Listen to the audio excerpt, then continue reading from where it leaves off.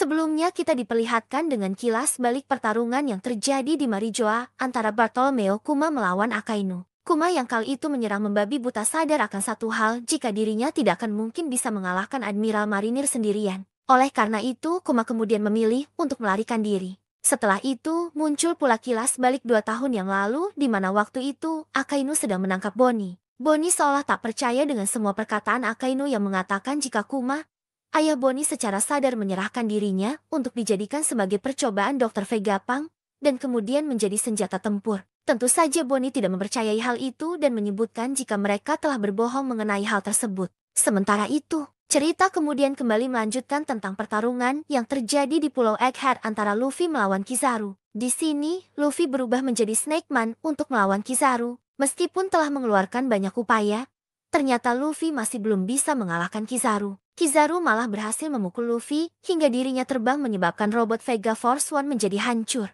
Setelah melihat Luffy yang dikalahkan oleh Kizaru, Boni turun tangan untuk membalas serangan Sang Admiral. Namun serangan Boni tidak berarti apa-apa bagi Sang Admiral tersebut. Setelah melihat semuanya lengah, Kizaru kemudian mendatangi Dr. Vegapunk dan akan menghabisi nyawanya. Namun tiba-tiba dalam wujud Gear 5 Luffy muncul dan menangkap tangan Kizaru. Semua orang yang melihat hal tersebut sangat kaget termasuk Dr. Vegapunk. Karena Luffy kali ini berduel dengan wujud Gear 5 yang membuat semua orang melotot tak percaya. Sementara itu, ketika pertarungan sengit keduanya tengah berlangsung, mereka tidak sadar jika ternyata ada sesosok robot kuno yang tiba-tiba saja bangkit setelah mendengar detak jantung Nika milik Luffy. Diperlihatkan keadaan Kizaru yang dicengkram oleh Luffy dengan wujud Gear kelima. Ekspresi Kizaru saat itu biasa saja dan sangat tenang. Saat itu, Dr. Vegapunk memutuskan untuk melewati fase Fabirio bersama dengan Atlas dan juga Sanji.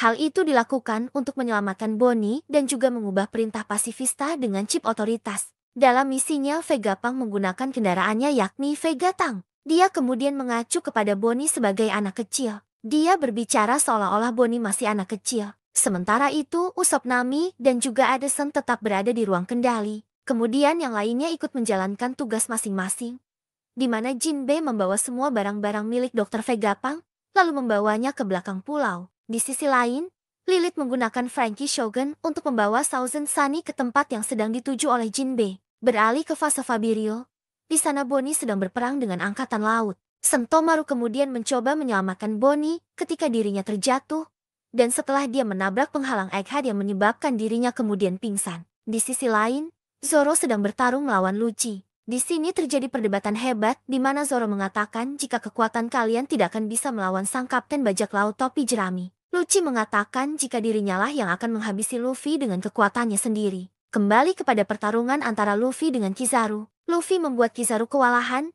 dan membuat Kizaru terlempar ke arah laut. Setelah menyadari jika dirinya akan terjatuh ke laut, Kizaru kemudian secara spontan kembali menciptakan beberapa cloning dirinya dengan menggunakan cahaya. Cloningan milik Kizaru kemudian berhasil melukai Luffy dengan menggunakan pedang cahayanya. Luffy kemudian membalas serangan Kizaru dengan untuk menghancurkan semua cloning milik Kizaru. Ternyata dari semua klon tersebut, tidak ada tubuh asli Kizaru sama sekali. Kizaru ternyata kembali ke ruang kendali dan hendak menghabisi Dr. Vegapunk. Namun ternyata Vegapunk sudah pergi dari sana. Kizaru tahu jika Vegapunk ada di Vega Tank. Dia kemudian akan menyerangnya dengan cahaya miliknya. Luffy yang mengikuti Vega Tank kemudian mengambil cahaya milik Kizaru tersebut lalu membaginya ke segala arah. Sementara itu, Vega Tank akhirnya tiba dengan selamat di fase Fabirio. Lalu Atlas mengesampingkan perintah Kizaru kepada para pasifista. Sementara itu, Saron sedang menatap dengan tatapan yang sangat mengancam. Kemudian semua pasifista mematuhi perintah Atlas dan kemudian menyerang Marinir. Boni juga sedang melawan Marinir. Boni kemudian menembakkan pistol ke arah Marinir, sehingga membuat mereka kemudian berhalusinasi dengan kematian mereka masing-masing. Boni kemudian kembali melanjutkan pertarungan epiknya dengan melawan dua wakil Laksamana sekaligus. Dia berhadapan dengan seorang pria berdagu panjang, dan yang satunya lagi adalah seorang wanita tua pemakan buah iblis Norinori. Wanita tua tersebut memiliki kekuatan yang memungkinkan dirinya untuk mengendari dan mengendalikan salah satu pasifista, sehingga Boni tidak mampu berbuat banyak untuk melawan mereka berdua. Lama, Sanji kemudian melompat ke Vega Tank 8 dan menyelamatkan Bani. Namun tiba-tiba terjadi hal aneh, di mana muncul lingkaran ajaib di tengah pulau Egghead berupa bintang dan juga simbol angka 5 bersamaan dengan munculnya ledakan api dan juga petir hitam. Kemudian muncul pengumuman dari salah seorang marinir yang mengatakan jika Saint Saran ada di pulau tersebut. Sementara itu, seorang seperti marinir tidak diperbolehkan untuk melihat Saran. Jika saja mereka berani menatap matanya secara langsung, maka kepala orang tersebut akan meledak. Adegan kemudian beralih ketika Luffy masih bertarung melawan Kizaru. Mereka tampak terengah-engah. Kizaru sempat mengatakan jika dirinya tidak bisa terus berjuang atau tidak bisa menyelesaikan misinya. Dengan secepat kilat Kizaru kemudian menyerang Vegapunk. Meski tembakan lasernya meleset, namun dia berhasil menghancurkan jalan awal yang membuat Vega Tank 8 kemudian langsung jatuh ke tanah. Lalu tiba-tiba saja muncul suara Saran di seluruh penjuru Pulau Egghead. Saran kemudian mengatakan suatu hal, yaitu pasifista hentikan. Terdengar seperti suara nada mengancam. Semua orang kuat yang berada di pulau tersebut kemudian merasakan aura yang sangat tak biasa. Namun pertarungan antara Luffy dan juga Kizaru masih berlanjut. Luffy menyusul Kizaru. Kemudian Luffy memukul Kizaru dengan serangan barunya yakni Gomu Gomu no Stargan. Sehingga pukulan Luffy tersebut berhasil melukai wajah Kizaru yang kemudian menimbulkan efek banyak bintang. Kizaru menyadari jika hal ini akan sangat buruk. Lalu mereka berdua kemudian sama-sama jatuh ke tanah. Saran menatap Luffy ketika dia sedang terjatuh dan menyebutkan kata-kata bahwa Nika seperti tengah menyadari sesuatu. Lalu Saran kemudian berhadapan dengan Bonnie, Sanji, Vegapunk dan juga Franky. Nampak di sana Bonnie kemudian berhasil menusuk dada Saran dengan menggunakan pedang miliknya. Terlihat wakil Aksamana bersiap untuk membantu Saran. Namun Saran kemudian memerintahkan kepada mereka untuk mundur. Dia mengatakan jika sebenarnya dengan sangat mudah bisa menghindari serangan pedang Bonnie barusan. Kemudian dia mencabut pedang tersebut, lalu secara ajaib darah di tubuhnya kemudian menghilang. Saran kemudian mengeluarkan aura dari matanya untuk berhadapan dengan Bonnie dan juga Sanji. Namun anehnya kepala mereka berdua tidak meledak, meskipun Bonnie dan juga Sanji terluka di kepala akibat serangan Saran. Lalu Kizaru kemudian menyampaikan permintaan maafnya kepada Saran. Saran kemudian mengatakan jika Kizaru sangat lambat menyelesaikan pekerjaannya. Kemudian Saran yang tiba-tiba saja akan menginjak Luffy yang sudah tak berdaya di tanah. Namun Franky kemudian menyelamatkan Luffy dengan tangannya. Vegapunk, Bonnie, Sanji, dan Franky tidak berdaya dan tidak dapat bergerak lantaran kekuatan misterius dari Saran. Dr. Vegapunk mengatakan jika ini bukanlah reaksi dari kekuatan ilmiah, melainkan kekuatan dari buah iblis. Kemudian memperlihatkan Saran meremas Bonnie. Bonnie saat itu mengatakan kepada Saran jika dirinya lah yang telah menghabisi ayahnya. Adegan lalu berpindah ke kilas balik. Saat Kuma memberitahu Bonnie ketika dirinya masih muda dulu mengenai nikah. Saat itu Kuma mengatakan kepada Bonnie jika dia ingin menjadi seorang pahlawan sehingga dapat memerdekakan orang lain layaknya nikah. Kembali ke masa sekarang di mana Saran mengatakan kepada Bonnie jika ayahnya merupakan orang dari ras Bakenir, yang mana mereka merupakan orang-orang yang pernah melakukan kejahatan di masa lalu. Adegan kemudian berpindah lagi ke masa lalu yakni tepatnya pada 47 tahun silam, menceritakan mengenai kisah Kuma yang berasal dari keluarga yang normal. Dia memiliki seorang ibu yang hanya manusia biasa sedangkan sang ayah merupakan seorang Bakenir. Suatu hari informasi mengenai identitas Kuma bocor sehingga seluruh keluarga Kuma kemudian ditangkap lalu dijadikan sebagai budak di Marijoa. Suatu hari ayah Kuma mengatakan sebuah cerita yang berkaitan dengan legenda nikah. Kala itu ayah Kuma mengatakan jika legenda tersebut telah turun-temurun diceritakan di kalangan ras Bakenir. Ayah Kuma kemudian membunyikan suara genderang pembebasan, lalu saat itu Kuma yang masih kecil ikut menari bersama dengan lantunan genderang tersebut. Hingga tiba-tiba saja ayah Kuma ditembak di bagian kepalanya oleh Tenryubito lantaran dianggap menimbulkan kebisingan. Kembali lagi adegan beralih kepada 38 tahun yang lalu. Tenryubito menjelaskan jika setiap 3 tahun sekali para Tenryubito akan turun ke Marijoa. Di sana mereka akan mengadakan suatu permainan yang sangat kejam yakni berburu manusia. Mereka melakukan permainan tersebut di pulau yang tidak memiliki pemerintahan. Para Tenryubito melepaskan para budak-budak mereka yang bermasalah, kemudian mereka memusnahkan budak-budak tersebut bersama dengan penduduk asli pulau tersebut. Setelah itu, pemerintah dunia akan mengklaim pulau tersebut sebagai miliknya setelah memusnahkan para penduduk di sana. Tahun ini, tempat yang akan dijadikan sebagai permainan mereka adalah God Valley yang letaknya berada di West Blue. Raja God Valley mencoba untuk menghentikan hal tersebut. Namun dia dihabisi nyawanya oleh Saint Vigarland Garling. Saat itu pertandingan dimulai, di mana para Tenryubito berharap jika pertandingan tersebut dimenangkan oleh Garling yang kala itu terlihat tampan dan banyak disukai oleh para Tenryubito. Adegan kemudian beralih di mana seseorang mengatakan kepada Saren jika mereka telah berhasil menangkap seseorang yang kabur yang merupakan anak suku Bagenia. Dilihatkan Kuma diseret ke lapangan oleh budak lainnya. Budak-budak itu sangat takut jika Kuma kabur karena hal itu dapat membahayakan para budak lainnya. Ketika sedang menyeret tubuh Kuma kecil, tiba-tiba saja muncul dua orang budak lainnya dari atas bukit, yakni Emporio Ivankov dan juga Ginny. Ivankov menyebutkan jika bocah tersebut adalah hadiah untuk tahun ini yang berasal dari suku Bagenia. Lalu Ginny mengatakan jika kakaknya juga sangat besar, tetapi hanya di bagian kepalanya saja. Orang yang dimaksud Ginny adalah Ivankov. Sedangkan Ivankov tak menggubris omongan Ginny tersebut. Kemudian Ivanov mengatakan kepada Kuma jika dirinya lebih memilih untuk hidup. Lalu dia kemudian bertanya kepada Kuma tentang bagaimana dengan dirinya. Apakah Kuma memilih untuk hidup juga sama dengan dirinya? Atau lebih memilih untuk menyerah dan mati? Kemudian diperlihatkan bajak laut rak datang ke God Valley. Dilihatkan Kaido, Shiki, Charlotte, Lin, dan lainnya di sana. Sementara itu, Monkey D. Garp juga dikirim ke sana untuk menemui mereka. Diperlihatkan juga salah satu kru bajak laut rak lainnya, yakni Gloriosa yang berasal dari Amesan Lily. Dalam turnamen budak tersebut terdapat sebuah peti yang akan diberikan kepada pemenang yang ternyata berisikan buah iblis. Di antara buah iblis yang menjadi hadiah tersebut adalah buah iblis milik Kaido dan juga milik Kuma. Di sisi lain, dalam kesempatan kali ini, Kuma dan Ivankov memiliki rencana lain, yakni mencuri buah iblis tersebut dan segera menggunakannya untuk melarikan diri. Setelah Ivankov berhasil mencuri peti yang berisi buah iblis, tiba-tiba dirinya diserang oleh Big Mom, padahal di dalam peti tersebut berisi buah iblis Wowonomi. Sedangkan buah iblis lainnya, yakni Niku Nomi, berhasil diambil lebih dulu oleh Kuma dan dia pun memakannya. Di sisi lain diperlihatkan kelompok bajak laut Raja datang ke God Valley.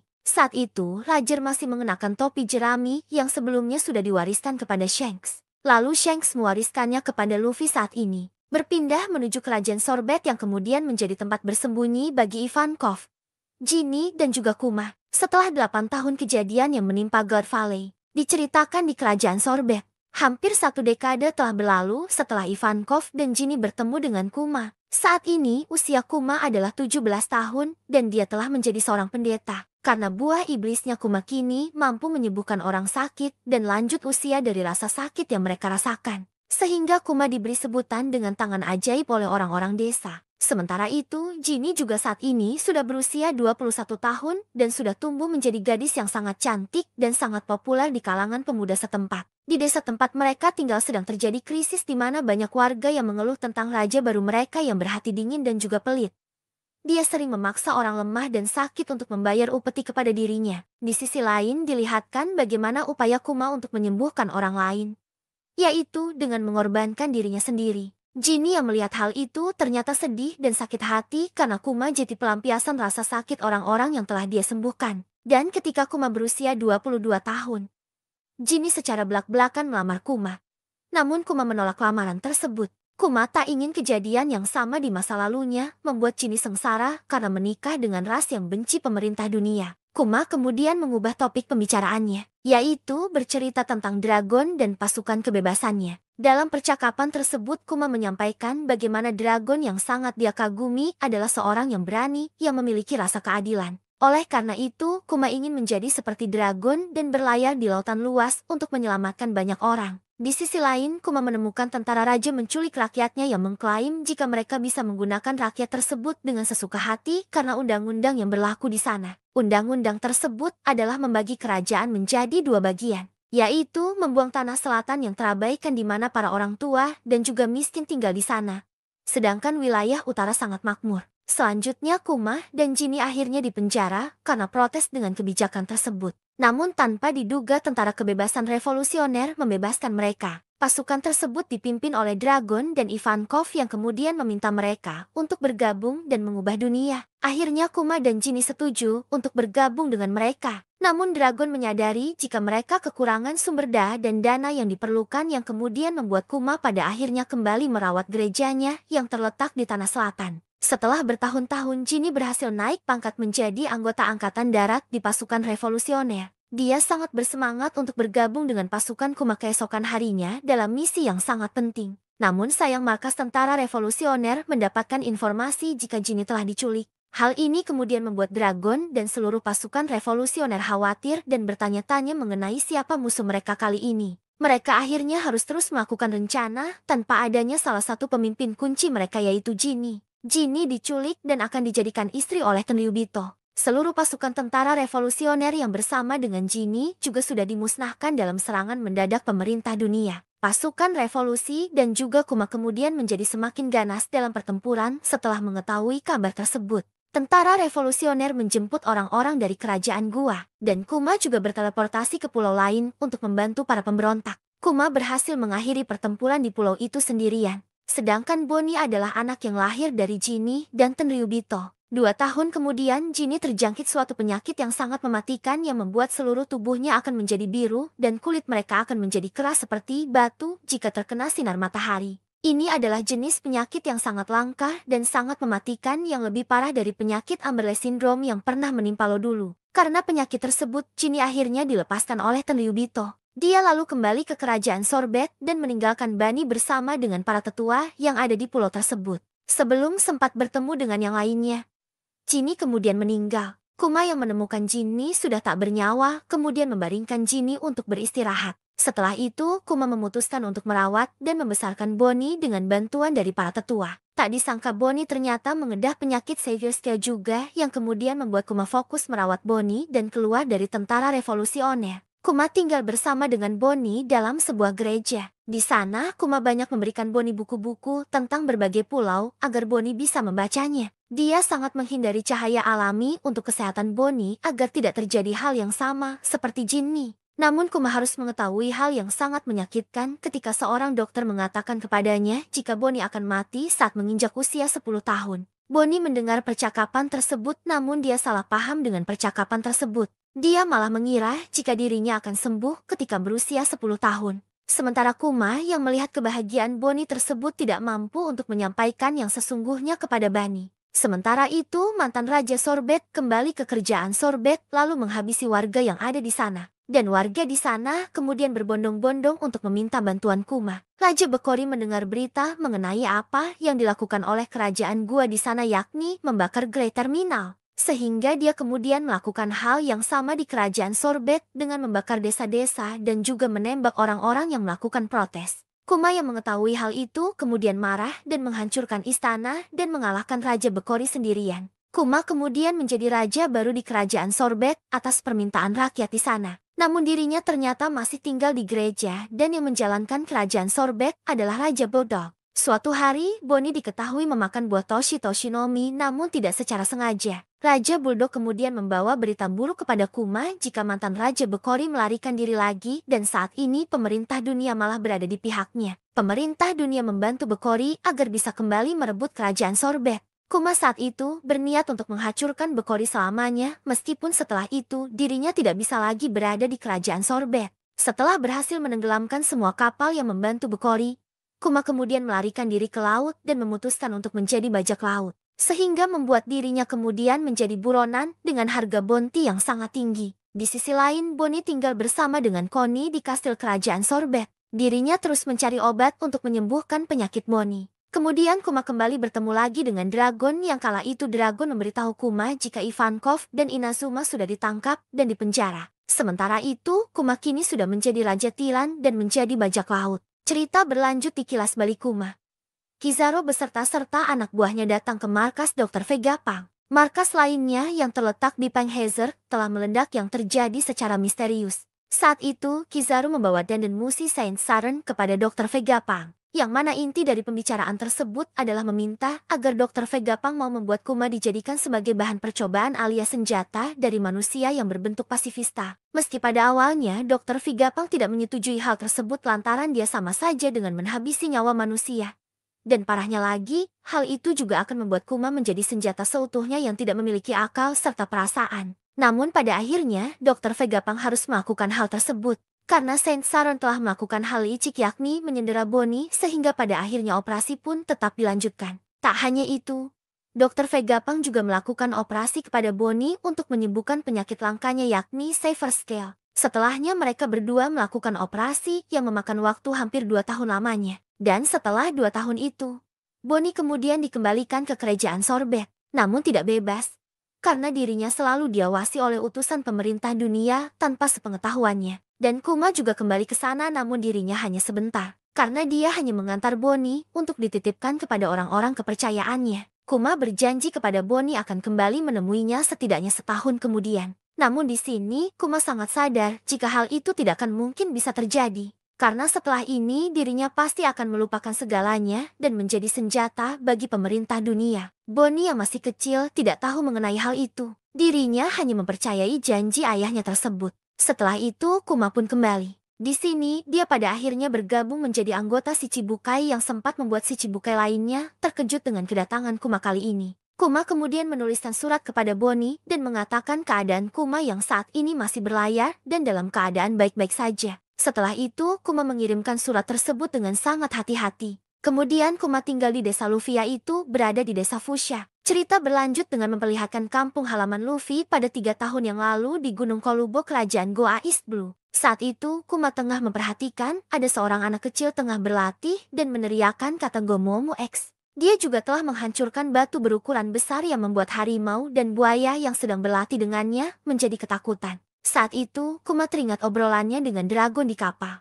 Kuma beranggapan jika dragon sangat mengenal pulau itu. Kuma mengatakan kepada dragon jika dirinya pernah bertemu dengan seorang anak muda di desa tersebut. Namun tiba-tiba dragon menghentikan ucapan Kuma dan mengatakan jika anak adalah titik kelemahan orang tua mereka. Kuma sangat terkejut mendengar hal itu dari dragon. Dia pun kemudian meminta maaf kepada dragon serta berusaha untuk melupakan apa saja yang pernah dia lihat. Kembali lagi ke bagian ketika Kuma masih terus mengawasi latihan Luffy. Saat itu, Luffy berusia 16 tahun. Saat sedang asyik mengamati Luffy, tiba-tiba saja ada panggilan yang kemudian membuat Kuma tiba-tiba saja menghilang dengan cepat. Luffy saat itu juga sadar jika ada seseorang yang mengamati latihannya dan berniat untuk mengalahkannya. Ternyata saat itu Kuma mendapatkan panggilan dari pemerintah yang memerintahkan Kuma untuk menghajar bajak laut yang telah menjarah kapal milik pedagang. Kuma lalu melaksanakan tugas tersebut dengan sangat cepat dan mudah.